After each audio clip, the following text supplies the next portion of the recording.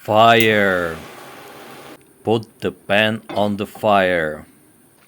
Cut tomato. Add olive oil. Spread it around the pan like this. Cut cheese. Burger meat. Pan is hot. Burger on top. Another one. Beautiful. Garlic spice. Add it on top nicely.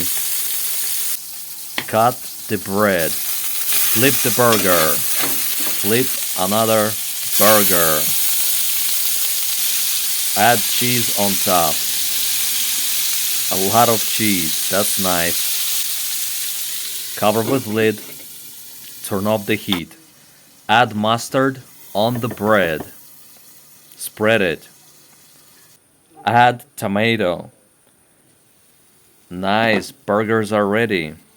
Add first layer of cheeseburger. Now another tomato. And now add another stack of cheeseburger on top. Carefully, like so. Cheese is melted. Cover with bread. Let's see. Let's cut it. What's inside? Beautiful. Cooked perfectly. Let's try it. Perfect. So delicious. Like, share, and subscribe, my friend.